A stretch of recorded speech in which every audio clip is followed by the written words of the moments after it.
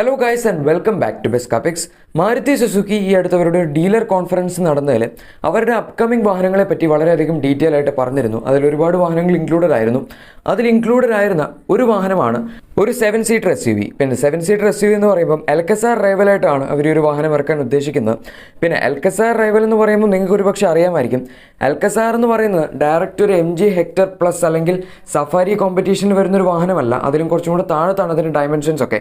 അതിപ്പോൾ നമുക്ക് എല്ലാവർക്കും അറിയാവുന്ന ഒരു കാര്യമാണ്. കാരണം എൽക്കസാർ എന്ന് പറയുന്നത് ക്രെറ്റയുടെ തന്നെ കുറച്ചൊന്ന് മോഡിഫൈ ചെയ്തിട്ടുള്ള ഒരു വേർഷനാണ്. അതായത് ക്രെറ്റ തന്നെ വലിച്ചേറ്റി 7 സീറ്റർ ആക്കിയ ഒരു വേർഷനാണ്. അതേസമയം സഫാരി അല്ലെങ്കിൽ ഹെക്ടർ പ്ലസ് എന്ന് പറയുന്ന ഈ വാഹനങ്ങളൊക്കെ എടുക്കുകയാണെങ്കിൽ, അല്ലെങ്കിൽ ഇവൻ XUV700 ആണെങ്കിലും ഈ വാഹനങ്ങളെല്ലാം തന്നെ ഇപ്പോൾ സഫാരി ആണെങ്കിൽ ഹാരിയർ വലിച്ചേറ്റിയതാണ്, ഹെക്ടർ പ്ലസ് ആണെങ്കിൽ ഹെക്ടറിൻ്റെ ഒരു എക്സ്റ്റൻഡഡ് വേർഷനാണ്. അതുകൊണ്ട് തന്നെ ഈ വാഹനങ്ങൾക്കെല്ലാം കമ്പാരിറ്റീവ്ലി സൈസ് കൂടുതലാണ്. ഇപ്പോൾ ക്രെറ്റ എന്നൊക്കെ പറയുമ്പോൾ ഈ ഹാരിയറിലും അതുപോലെ ഹെക്ടറിലും ഒക്കെ ഒരു താഴത്തെ സെഗ്മെൻറ്റിൽ വരുന്ന വാഹനമാണ്, സൈസ് കൊണ്ട് താഴത്തെ സെഗ്മെൻറ്റിലാണ്. അതുകൊണ്ട് തന്നെ ഇപ്പോൾ എൽക്കസാറിനെ സഫാരി ആയിട്ടോ അല്ലെങ്കിൽ ഹെക്ടർ പ്ലസ് ആയിട്ടോ നമുക്ക് കമ്പയർ ചെയ്യാൻ പറ്റില്ല. അതുപോലെ തന്നെ ഈ വാഹനമാണെങ്കിലും, അതായത് അപ്കമിംഗ് മാരുതി സുസുക്കിയുടെ 7 സീറ്റർ വാഹനമാണെങ്കിലും സഫാരി ആയിട്ടോ അല്ലെങ്കിൽ ഹെക്ടർ പ്ലസ് ആയിട്ടോ ഈ വാഹനം കമ്പയർ ചെയ്യാൻ പറ്റുമെന്ന് ചോദിച്ചു കഴിഞ്ഞാൽ ആ ഒരു കമ്പാരിസൺ കറക്റ്റായിട്ട് പോസിബിൾ ആയിരിക്കില്ല. കാരണം ആ ഒരു ആസ്പെക്ട്സിൽ ഈ വാഹനം ചിലപ്പോൾ കുറച്ച് പുറകിലായിട്ട് വന്നേക്കാം. അതിപ്പോൾ ഫീച്ചേഴ്സിൻ്റെ കാര്യത്തിലാണെങ്കിലും അല്ലെങ്കിൽ ഈവൻ സ്പേസിൻ്റെ കാര്യത്തിലും എഞ്ചിൻ ഓപ്ഷൻസിൻ്റെ കാര്യത്തിലും എല്ലാം കുറച്ച് പുറകിലായിരിക്കും. എന്തായാലും ഈ വാഹനത്തിന് ഇപ്പോൾ നമുക്ക് അറിയാവുന്ന ഡീറ്റെയിൽസ് എല്ലാം ഞാൻ ഇന്നത്തെ വീഡിയോയിലൂടെ പറയാം.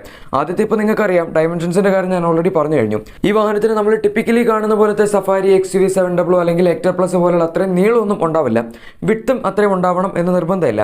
ഇതിന് ഡയമെൻഷൻസ് കൂടുതലും കുറച്ച് കോമ്പാക്റ്റ് ആയിരിക്കും. അതായത് ഇപ്പോൾ നമ്മൾ എക്സ്പെക്ട് ചെയ്യുന്നത് ഈ വാഹനം ഹാർട്ട് ടെക് പ്ലാറ്റ്ഫോമിൽ തന്നെ ബേസ് ചെയ്തിരിക്കും എന്നാണ്. അതായത് XL6 പകരം പുതിയൊരു വാഹനം കൊണ്ടുവരാനാണ് സാധ്യത.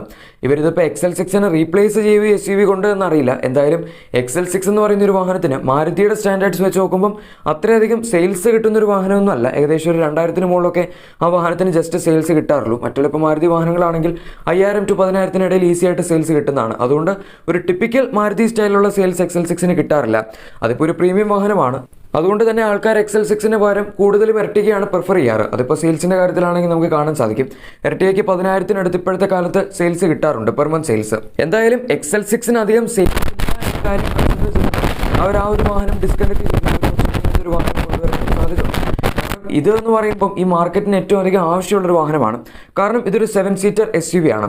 ഇപ്പോഴത്തെ 7 സീറ്റർ SUVകളുടെ ഡിമാൻഡ് നോക്കുകയാണെങ്കിൽ ഇപ്പോൾ എൽക്കസാർ അല്ലെങ്കിൽ ക്രെറ്റ ഇങ്ങനത്തെ വാഹനങ്ങളൊക്കെ എടുക്കുകയാണെങ്കിൽ എൽക്കസാർ പ്രതിമാസം ഏകദേശം ഒരു 3000 മുതൽ 4000 യൂണിറ്റ്സിന് ഇടയിൽ വരെയാണ് സെയിൽസ് വരുന്നത്. ക്രെറ്റ പിന്നെ വേറെ ഡിഫറൻറ്റ് സെഗ്മെൻ്റ് ആണെന്ന് പറയാം. കാരണം ക്രെറ്റയ്ക്ക് 10000 മുകളിൽ സെയിൽസ് കിട്ടാറുണ്ട്. ഈവനിപ്പോൾ മാരുതി സുസുക്കി ഇങ്ങനെ ഒരു 7 സീറ്റർ വാഹനം ഇറക്കുകയാണെങ്കിലും അവരും കൂടുതൽ ടാർഗറ്റ് ചെയ്യാൻ പോകുന്ന ഒരു 4000 to 5000 യൂണിറ്റ്സിൻ്റെ ഇടയിൽ സെയിൽസ് ആയിരിക്കാം പ്രതിമാസ കണക്കിൽ. കാരണം അത്രയെങ്കിലും സെയിൽസ് നടത്തിയില്ലെങ്കിൽ അവർക്ക് അതിൻ്റെ പ്രൊഡക്ഷൻ കോസ്റ്റ് ഒന്നും മുതലാക്കാൻ പറ്റില്ല. ഈ വാഹനത്തിൻ്റെ പ്രൈസ് ആണെങ്കിൽ തന്നെ സഫാരി, ഹാരിയർ അല്ലെങ്കിൽ XUV700 ഹെക്ടർ പ്ലസ് ഈ ഒരു കാറ്റഗറിയിലായിരിക്കില്ല ഇതിൻ്റെ പ്രൈസ് വരുന്നത്. ആൻഡ് ഈവൻ എൽക്കസാറിനേക്കാളും ഈ വാഹനത്തിന് വില കുറവായിരിക്കും. എൽക്കസാർ പിന്നെ ചീപ്പായിട്ടുള്ളൊരു വാഹനമൊന്നുമല്ല. 17 ലക്ഷത്തിന് മുകളിലാണ് അതിൻ്റെ ബേസ് മോഡലിൻ്റെ നെക്സ്റ്റ് ഷോറൂം പ്രൈസ് വരുന്നത്. അതിന് പിന്നെ ബേസ് മോഡലാണെന്ന് പറയാൻ പറ്റില്ല, കാരണം ബേസ് മോഡലിൽ തന്നെ ഓൾമോസ്റ്റ് നമുക്ക് വേണ്ട ഫീച്ചേഴ്സ് എല്ലാം ഉണ്ട്. പക്ഷേ എന്നാൽ പോലും ആ ഒരു അഫോർഡബിൾ കാറ്റഗറിയിൽ തന്നെ ആയിരിക്കും മാരുതി സുസുക്കി ഒരു വാഹനം ഇറക്കാൻ പോകുന്നത്. ഇപ്പോൾ ഈവൻ XL6 പ്രൈസ് പോയിന്റ് എടുക്കുകയാണെങ്കിൽ തന്നെ ഏകദേശം 10 മുതൽ 12 ലക്ഷം രൂപ വരെയാണ് ആ ഒരു വാഹനത്തിൻ്റെ എക്സ്ഷോറൂം പ്രൈസ് വരുന്നത്. പിന്നെ 12 ലക്ഷം രൂപ എക്സ്ഷോറൂം എന്ന് പറയുമ്പം അത് ആൽഫ ഓട്ടോമാറ്റിക് മോഡലിൻ്റെ എക്സ്ഷോറൂം പ്രൈസ് ആണ്. അത് ഓൺ റോഡ് വരുമ്പോൾ എന്തായാലും 14.5 മുകളിൽ പോകും. അതുകൊണ്ട് തന്നെ ഇപ്പോൾ ഒരു മാരുതി സുസുക്കി പ്രൈസ് പോയിന്റ് എന്ന് പറയുകയാണെങ്കിൽ അത് ചിലപ്പോൾ പലർക്കും കുറച്ച് എക്സ്പെൻസീവ് ആയിട്ട് തോന്നുമായിരിക്കും. കാരണം മാരുതി സുസുക്കിയുടെ വാഹനങ്ങൾ കൂടുതലും വിറ്റ് പോകുന്ന 12 ലക്ഷത്തിനൊക്കെ താഴെയുള്ള വാഹനങ്ങളാണ്. പിന്നെ ഇപ്പോൾ തന്നെ അവരുടെ ഏറ്റവും സെയിൽസ് കുറഞ്ഞ വാഹനങ്ങളിൽ കുറച്ച് വാഹനങ്ങളാണ്. ഒന്ന് XL6, പിന്നെ അടുത്ത എസ്ക്രോസ് ആണ്. ഈ 2 വാഹനങ്ങളും ആക്ച്വലി നല്ല പ്രൊഡക്ട്സ് അല്ലാഞ്ഞിട്ടല്ല, അവരുടെ വളരെ നല്ല പ്രൊഡക്ട്സ് ആണ് ഇത് രണ്ടിനും അതിൻ്റേതായിട്ടുള്ള പർപ്പസ് ഉണ്ട്. XL6 എന്ന് പറയുമ്പോൾ കുറച്ചും കൂടെ ഒരു പ്രീമിയം കസ്റ്റമേഴ്സിനെ ഫോക്കസ് ചെയ്തിട്ടുള്ളതാണ്. അതായത് എർട്ടിഗയ്ക്ക് അത്രയും ഒരു അപ്പീൽ ഇല്ല എന്ന് പറയുന്നവർക്ക് വേണ്ടിയാണ് അവർ ഒരു 6 സീറ്റർ മോഡൽ XL6 ഇറക്കിയത്. കൂടുതൽ കംഫർട്ടബിൾ ആണ്, 6 സീറ്റർ ആണ്, ക്യാപ്റ്റൻ സീറ്റ്സ് ഉണ്ട് സെൻറ്ററിൽ. അതുകൊണ്ട് അതിൻ്റേതായ ഒരു കംഫർട്ട് വേറെ ഉണ്ട്. പക്ഷേ എന്നാൽ അധികം ആൾക്കാർക്കും അതിനോട് വലിയ താല്പര്യമില്ല എന്നാണ് സെയിൽസ് ലിസ്റ്റ് കാണിച്ചത്. ഈവൻ എസ്ക്രോസ് ആണെങ്കിൽ തന്നെ എസ്ക്രോസും ആക്ച്വലി ഒരു വളരെ അണ്ടർറേറ്റഡ് ആയിട്ടുള്ള പ്രൊഡക്റ്റ് ആണ്. വില നമ്മളിപ്പോൾ ക്രെറ്റ അല്ലെങ്കിൽ സെൽട്ടോസിനെയൊക്കെ വെച്ച് നോക്കുമ്പോൾ കുറവാണ്. എന്നാൽ അതൊരു SUV ആണെന്ന് ചോദിച്ചു കഴിഞ്ഞാൽ SUV അല്ല, അതൊരു ക്രോസ് ഓവർ ആണ്. കാരണം അത്രയും ഹൈറ്റ് ഇല്ല, അത്രയും ഗ്രൗണ്ട് ക്ലിയറൻസും ആ ഒരു വാഹനത്തിനില്ല. പക്ഷേ പ്രാക്ടിക്കാലിറ്റി ഉണ്ടോ എന്ന് ചോദിച്ചു കഴിഞ്ഞാൽ പ്രാക്ടിക്കാലിറ്റി ആ വാഹനത്തിന് തീർച്ചയായും ഉണ്ട്. ക്രോസ് ഓവറിൻ്റെ ഗ്രൗണ്ട് ക്ലിയറൻസ് ആയതുകൊണ്ട് അത്ര പെട്ടെന്ന് ആ വാഹനത്തിന് അടി തട്ടില്ല. അതുമാത്രമല്ല ഈവൻ ആ ഒരു ഡ്രൈവിങ്ങിൻ്റെ കാര്യത്തിലാണെങ്കിലും ഹൈറ്റ് കുറവായതുകൊണ്ടും മറ്റുമൊക്കെ ആ വാഹനത്തിൽ അങ്ങനെ അധികം ബോഡി റോൾ നമ്മളിപ്പോൾ ക്രെറ്റയിലൊക്കെ കാണുന്ന പോലെ അങ്ങനെ എഫക്റ്റ് ചെയ്യില്ല. അല്ലെങ്കിൽ ഇപ്പോൾ ഈ കമ്പനി ഒരു പ്രീമിയം പ്രൈസ് പോയിന്റിൽ ഒരു ഓൾറൗണ്ടർ വാഹനം ഇറക്കുകയാണെങ്കിൽ അതിന് പൊതുവേ സെയിൽസ് കുറവായിരിക്കും. കാരണം ആദ്യത്തെ കാര്യം ഈ എസ് ക്രോസിനും മറ്റൊന്നും പെട്രോൾ മോഡലിന് അധികം മൈലേജ് ഇല്ല എന്ന് പറയുമ്പോൾ ഒരു 10-12 ഇടയിലൊക്കെ തന്നെ നമുക്ക് കിട്ടുള്ളൂ സിറ്റിയിൽ. കാരണം വണ്ടി വലുതാണ്, അതുകൊണ്ട് സിറ്റി ഡ്രൈവിംഗ് കണ്ടീഷൻസിൽ ആ എഞ്ചിൻ അത്ര എഫേർട്ട്ലെസ് ആയിട്ട് മറ്റുള്ള മാരുതി വാഹനങ്ങളെ പോലെ വലിച്ചുകൊണ്ട് പോകാൻ പറ്റില്ല.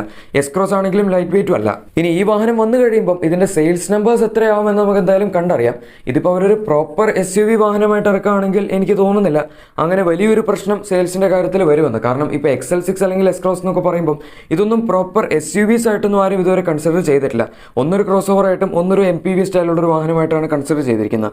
രണ്ടും പ്രീമിയം റേഞ്ചിലുള്ള വാഹനങ്ങളായതുകൊണ്ട് അധികം ആരും അങ്ങോട്ട് തിരിഞ്ഞു നോക്കിയിട്ടുമില്ല. പക്ഷേ ഇതെന്ന് പറയുമ്പം കൂടുതലും ഒരു അഫോർഡബിൾ ആയിട്ടുള്ള ഒരു 7 സീറ്റർ മോഡലായിട്ട് തന്നെ ആയിരിക്കും അവർ ഇറക്കാൻ പോകുന്നത്. പ്രത്യേകിച്ചും എൽക്കസാറിലുള്ളതുപോലുള്ള സ്ഥല സൗകര്യങ്ങളും ഫീച്ചേഴ്സും ഒക്കെ കൊടുക്കുകയാണെങ്കിൽ അതിൻ്റെതായ സെയിൽസ് എന്തായാലും ഈ വാഹനത്തിന് കിട്ടും. പിന്നെ ഫീച്ചേഴ്സ് എന്ന് പറയുമ്പം നിങ്ങളങ്ങനെ ഒരുപാട് ഹൈ എൻഡ് ഫീച്ചേഴ്സ് ഒന്നും ഈ വാഹനത്തിൽ എക്സ്പെക്ട് ചെയ്യരുത്. ഇതിപ്പോൾ ഒരു XL6നെ ബേസ് ചെയ്തിട്ടുള്ള വാഹനമാണെങ്കിൽ, അതായത് എർട്ടിഗയുടെ സെയിം ഹാർടെക് പ്ലാറ്റ്ഫോമിലാണ് ഈ വാഹനവും ബിൽഡ് ചെയ്തിരിക്കാൻ പോകുന്നതെങ്കിൽ ഇത് കുറച്ചും കൂടി അഫോർഡബിൾ ആയിട്ടുള്ള വാഹനമായിരിക്കും. അതുകൊണ്ട് ഇതിലങ്ങനെ ഒരുപാട് ഫീച്ചേഴ്സ് എന്തായാലും അവർ കൊടുക്കില്ല. ഇപ്പോൾ എക്സാമ്പിളായിട്ട് പറയുകയാണെങ്കിൽ നമ്മളിപ്പോൾ പുതിയ കുറച്ച് വാഹനങ്ങൾ മാരുതി സുസുക്കി വാഹനങ്ങൾ കണ്ടു. ഈവൻ ബ്രസയുടെ ഒരു സ്പൈഡ് പിക്സലാണെങ്കിൽ പോലും നമുക്ക് അതിൽ ഇലക്ട്രിക് സൺറൂഫ് ഒക്കെ ഡീറ്റെയിൽ ആയിട്ട് തന്നെ കാണാൻ പറ്റുമായിരുന്നു. ഈവൻ ബലേനോ ആണെങ്കിൽ പോലും അതിൻ്റെ ഇന്റീരിയറിൽ അവർ അത്യാവശ്യം അപ്ഗ്രേഡേഷൻസ് ഒക്കെ വരുത്തിയിട്ടുണ്ട്. പുതിയ face lift model, touch screen മാറ്റി, അതുപോലെ കുറച്ചധികം കോസ്മെറ്റിക് ചേഞ്ചസ് വരുത്തി, ഇങ്ങനത്തെ കാര്യങ്ങളെല്ലാം അവർ ചെയ്തിട്ടുണ്ട്. ഇനി ഈ വാഹനത്തിലാണെങ്കിൽ തന്നെ ഒരു 8 ഇഞ്ചസിന് ടച്ച് സ്ക്രീൻ ഫുട്ടേജ് സിസ്റ്റം നമ്മൾ എക്സ്പെക്ട് ചെയ്യുന്നുണ്ട്. അതുപോലെ steering mode, radio control, cruise control, push button start, പുറകിൽ AC വെൻസ്, പിന്നെ 2 സീറ്റിംഗ് കോൺഫിഗറേഷൻസ്, അതായത് 7 സീറ്റർ ഓപ്ഷൻ ഉണ്ടാവും. പിന്നെ ഒരു 6 സീറ്റർ ഓപ്ഷനും അവർ മിക്കവാറും കൊടുക്കാൻ ഒരു സാധ്യതയുണ്ട്. അതായത് സെൻട്രൽ ക്യാപ്റ്റൻ സീറ്റ്സ് ഉള്ള ഒരു പ്രീമിയം റേഞ്ചിലുള്ള വാഹനം കൂടി അവർ ഈ ഒരു സെഗ്മെന്റിൽ ഓഫർ ചെയ്യേണ്ട ഒരു സാധ്യതയുണ്ട്. ഇനി ഇതിന്റെ എഞ്ചിൻ ഓപ്ഷൻസിലേക്ക് മറ്റൊക്കെ വരികയാണെങ്കിൽ ഈ വാഹനത്തിലും സെയിം K15V പെട്രോൾ എഞ്ചിൻ തന്നെയായിരിക്കും ഉപയോഗിക്കാൻ പോകുന്നത്. അതായത് Brezza, Ertiga, XL6, S cross ഇങ്ങനെ ഒരു നീണ്ട നിര മാരുതി വാഹനങ്ങളിൽ വരുന്ന ആ സെയിം എഞ്ചിൻ തന്നെയാണ് ഈ വാഹനത്തിൽ ഉപയോഗിക്കാൻ പോകുന്നത്. പിന്നെ ഇതിന്റെ പവറൊക്കെ എനിക്ക് തോന്നുന്നു ഇപ്പോൾ എല്ലാവർക്കും അറിയാമായിരിക്കുന്നത്. കാരണം അത്രയധികം വാഹനങ്ങളിൽ തന്നെ അവർ ഒരു എഞ്ചിൻ ഉപയോഗിക്കുന്നുണ്ട്. 105 bhp പവറും 138 Nm ടോർക്കുമാണ് ഈ ഒരു എഞ്ചിൻ ടോട്ടൽ ജനറേറ്റ് ചെയ്യുന്നത്. പിന്നെ ഇപ്പോഴത്തെ അവസ്ഥയിൽ നോക്കുകയാണെങ്കിൽ മാരുതി സുസുക്കിക്ക് ഇന്ത്യയിലാകെ 4 സ്പീഡ് ടോക്ക് കൺവെർട്ടറും 5 സ്പീഡ് മാനുവലും മാത്രമേ ഈ ഒരു എഞ്ചിൻ്റെ കൂടെ വരുന്നുള്ളൂ. അത് മിക്കവാറും വരും കാലങ്ങളിൽ അവർ അപ്ഗ്രേഡ് ചെയ്ത് ഒരു 6 സ്പീഡ് ടോക്ക് കൺവെർട്ടർ യൂണിറ്റും 6 സ്പീഡ് മാനുവൽ യൂണിറ്റും ആക്കാനൊരു സാധ്യതയുണ്ട്. അതെന്തായാലും നമുക്ക് കണ്ടറിയാം. പിന്നെ ഇപ്പോൾ ഈ അടുത്ത് പുതിയ XL6 ഫേസ് ലിഫ്റ്റ്, അല്ലെങ്കിൽ വേണമെങ്കിൽ XL7 എന്ന് പറയാം. XL7 എന്ന് പറയുന്നത് അവരുടെ ഒരു ഗ്ലോബൽ മോഡലാണ്. അതിൽ സെയിം അലോയ്സ് ഒക്കെ ഇട്ടിട്ട് ഒരു പുതിയ വാഹനം ഇവിടെ ഇന്ത്യയിൽ ടെസ്റ്റ് ചെയ്യുന്നതായിട്ട് നമ്മൾ കണ്ടിരുന്നു. അതിപ്പോൾ ഇന്ത്യയിൽ ഇറക്കാനാണോ അല്ലയോ എന്നറിയില്ല, പക്ഷെ അത് ഇറക്കാനാണ് സാധ്യത കൂടുതൽ. അതിറക്കാണെങ്കിൽ കുറച്ചുകൂടെ വില കൂടുതലായിരിക്കും. പിന്നെ ഇപ്പോൾ ഈ വാഹനത്തിൻ്റെ കാര്യം ഞാനിവിടെ പറയാൻ കാരണം, ഞാൻ നേരത്തെ പറഞ്ഞിരുന്നു XL6 ഒരു പക്ഷേ റീപ്ലേസ് ചെയ്ത് അവർ SUV കൊണ്ടുവരുമായിരിക്കുമെന്ന്. അഥവാ അവർ ഈ XL6 ഫേസ് ലിഫ്റ്റ് അല്ലെങ്കിൽ XL7 ഒക്കെ കൊണ്ടുവരികയാണെങ്കിൽ അപ്പോൾ പിന്നെ അവർ ഈ വാഹനം റീപ്ലേസ് ചെയ്ത് SUV കൊണ്ടുവരണം എന്ന് നിർബന്ധമില്ല. ഒരു പക്ഷേ ആ വാഹനങ്ങൾ അവിടെ റീറ്റെയിൻ ചെയ്തുകൊണ്ട് തന്നെ ഈ വാഹനം അവർ കൊണ്ടുവന്നേക്കാം. ഈ വാഹനത്തിൻ്റെ ലോഞ്ച് ഡേറ്റ് മറ്റൊന്നും കമ്പനി എന്തായാലും ഒഫീഷ്യലി അനൗൺസ് ചെയ്തിട്ടില്ല. പക്ഷേ ഈ ലിസ്റ്റ് അവരുടെ അപ്കമിങ് 3 വർഷത്തിനുള്ളിൽ വരുന്ന വാഹനങ്ങളെ പറ്റിയാണ്. ഇതിൻ്റെ കോഡ് നെയിം കമ്പനി കൊടുത്തിരിക്കുന്ന Y17 എന്നാണ്. എന്തായാലും നമുക്ക് കാത്തിരുന്ന് കാണാം 2022 അല്ലെങ്കിൽ 2023 അവർ ഇങ്ങനെ ഒരു വാഹനം കൊണ്ടുവരുമെന്ന്. നമ്മുടെ ഇന്നത്തെ വീഡിയോ എല്ലാവർക്കും ഇഷ്ടപ്പെട്ട് കാണും എന്ന് തന്നെ വിചാരിക്കുന്നു. വീഡിയോ ഇഷ്ടപ്പെട്ടെങ്കിൽ മറക്കാതെ തന്നെ ലൈക്ക് ചെയ്തേക്കാം. ഇതുപോലുള്ള വാഹനങ്ങളുടെ കൂടുതൽ അപ്ഡേറ്റ്സും ഡീറ്റെയിൽസും എല്ലാം നിങ്ങൾക്ക് തന്നെ ആദ്യം ലഭിക്കാൻ താല്പര്യമുണ്ടെങ്കിൽ മറക്കാതെ തന്നെ ചാനൽ സബ്സ്ക്രൈബ് ചെയ്യുക. കൂടെ സൈഡിൽ കൊടുത്തിരിക്കുന്ന ആ ബെൽ ബട്ടനോട് പ്രസ് ചെയ്ത് അത് ഓൾ നോട്ടിഫിക്കേഷൻസ് ആക്കി വെക്കുകയാണെങ്കിൽ ഞങ്ങളുടെ ലേറ്റസ്റ്റ് അപ്ഡേറ്റ്സ് എല്ലാം നോട്ടിഫിക്കേഷൻസ് ആയിട്ട് നിങ്ങൾക്ക് തന്നെ ആദ്യം ലഭിക്കുന്നതായിരിക്കും. Thank you for watching my video.